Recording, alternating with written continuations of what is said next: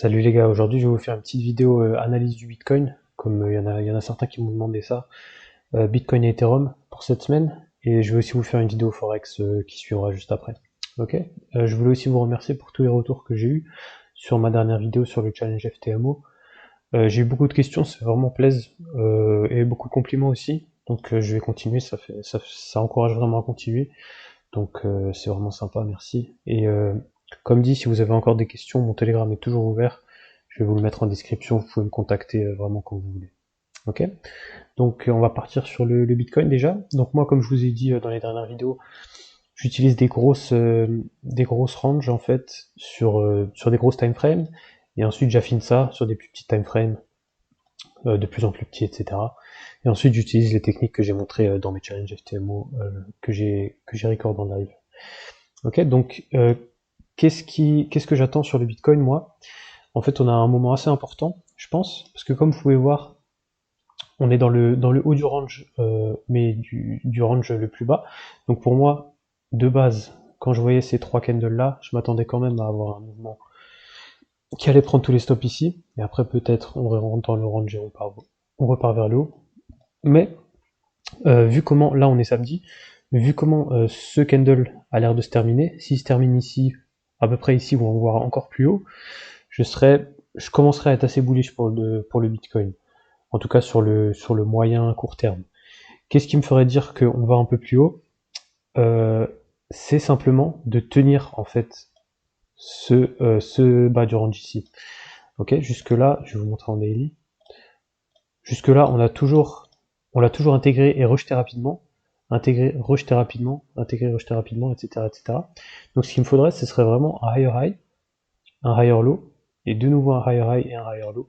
Et ici, je pense qu'il y aura une entrée assez sympa pour aller chercher potentiellement le gap ici, pour aller chercher cet order block là. En tout cas, prendre les stops qui sont là, ça c'est sûr. Ok, donc ça pourrait être sympa. Et ça nous mettrait bien sur les altcoins, etc. Je suis quand même investi dans les cryptos, mais pour cette année, je m'attends pas à grand chose. Je vais d'abord vous montrer un coin, vous pouvez déjà le voir ici, qui m'intéresse et dont je suis investi. Donc je vais vous montrer ça juste après. On va passer en plus petit time frame.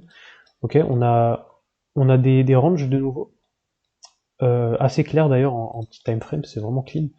Haut du range ici, on rejette toujours, on n'arrive pas à passer au-dessus, on rejette, exactement la même chose ici.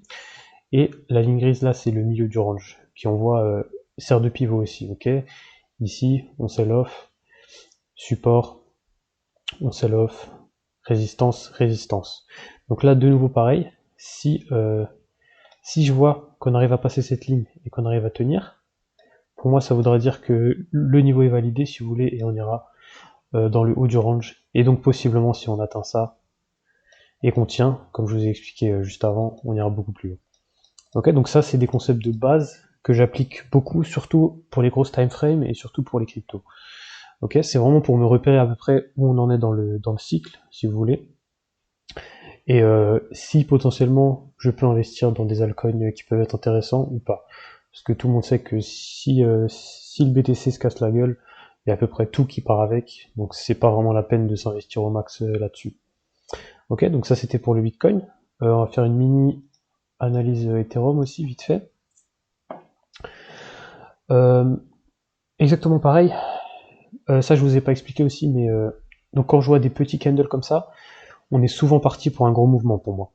Ok. Il y a exactement la même chose sur le Bitcoin. C'est celui-là.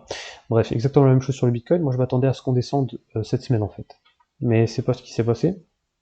Et là, vu comment ça a l'air de partir, si ça close comme ça à la hausse, on pourra s'attendre à 2-3 candles supplémentaires qui ressembleront aussi à ça vers le haut. Pour moi, en général, c'est ce qui se passe. Par exemple, ici, vous pouvez voir petit candle, grosse expansion. Ok, donc c'est à peu près toujours comme ça. Beaucoup de petits candles, grosse expansion. Ok, c'est plus de l'accumulation pour moi, ces petits candles là. Et ici, c'est exactement la même chose. Donc c'est très similaire Bitcoin Ethereum, quoi, vous vous en doutez. Ça suit un peu. Donc si on arrive à passer le haut du range et à tenir en gros ce niveau-là, si on arrive à commencer à faire des choses comme ça, là, je rentrerai sûrement pour aller chercher beaucoup plus haut. Ok, c'est exactement la même chose que sur le Bitcoin, comme dit. Ok, est-ce que j'ai des ranges plus petites time frame? Je fais pas trop gaffe en ce moment à Ethereum, mais ok, c'est un tout petit peu moins clair, mais ça m'intéresse quand même. Ce niveau-là sert de résistance, sert de support. On essaye de passer, on n'y arrive pas, on ressort. Donc là, il faut vraiment que ça tienne aussi pour moi. Vous voyez? Donc c'est à peu près la même chose que sur la grosse time frame. Là, moi, ce que j'aimerais dans l'idéal, c'est quelque chose comme ça, et qu'on passe au-dessus de ça, comme je vous ai montré en grosse time frame, et là, on pourra chercher beaucoup plus haut. Ok? Donc comme dit, j'utilise pas vraiment ça pour trade, je suis pas un gros trader crypto, mais j'utilise ça pour me repérer sur les altcoins et sur les investissements que je peux faire avec des fonds plus importants.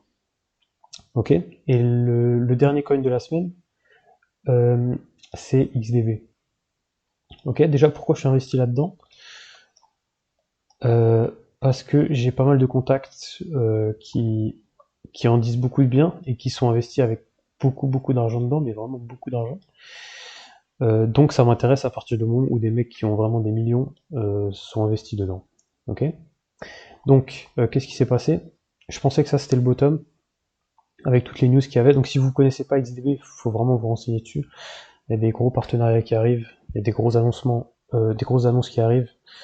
Donc faut vraiment s'y intéresser. Donc j'avais acheté ici, ok. On avait eu le petit pump, mais on n'avait pas break ces highs ici. Donc j'avais vendu à peu près à 40, à peu près à cette consolidation-là, j'avais revendu, et je me suis dit que j'allais attendre une autre consolidation. L'autre consolidation, elle est arrivée ici, ou même là d'ailleurs, on aurait pu acheter, c'est exactement la même chose. J'ai réacheté, et jusque-là, ça se passe bien. Maintenant, il faut simplement voir si on arrive à passer cette barre des 50.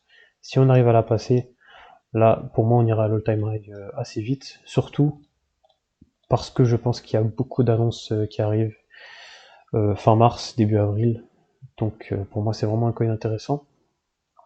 Si vous connaissez pas, c'est les premiers sponsors de AS Roma, Inter Milan, etc. Plein d'équipes comme ça, sponsorisées par Totti, enfin qui sponsorisent Totti plutôt. Et il y a beaucoup de sponsors qui vont arriver, etc. Pour l'instant, disponible que sur KuCoin. Donc je vous imagine pas quand ça va être listé sur Binance ou sur FTX, ce qui devrait pas tarder normalement. C'est pour ça que je suis aussi bullish sur le coin. Ok, donc niveau analyse technique, je me fais pas trop de films analyse technique sur ce genre de coin parce qu'il n'y a même pas de futur, etc. Il n'y a pas vraiment il y a pas vraiment de trading à faire là-dessus. C'est plutôt de l'investissement, comme dit, j'ai acheté là. Je pense revendre à.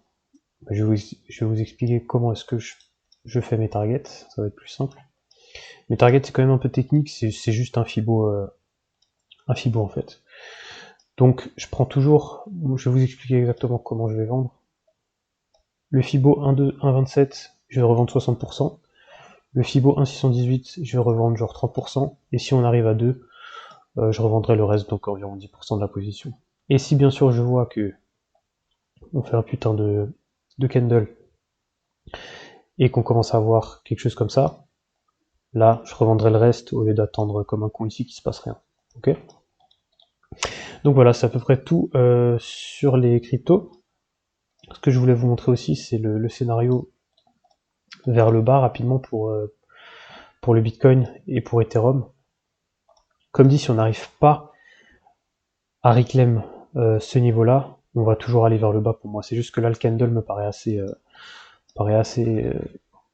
fort vers le haut.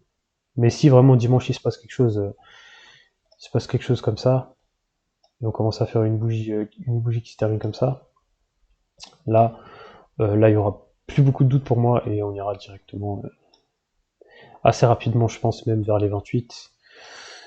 En fait, la seule raison pourquoi je pense que ça va un peu monter, c'est tout simplement que tout le monde est riche, tout le monde s'y attend. Beaucoup trop de shorts qui sont investis là pour rien. Il faut encore les squeeze un peu, je pense.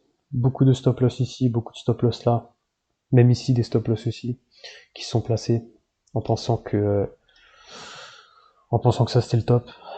Donc, comme dit là, ça a l'air bien parti pour continuer 1 ou 2 semaines.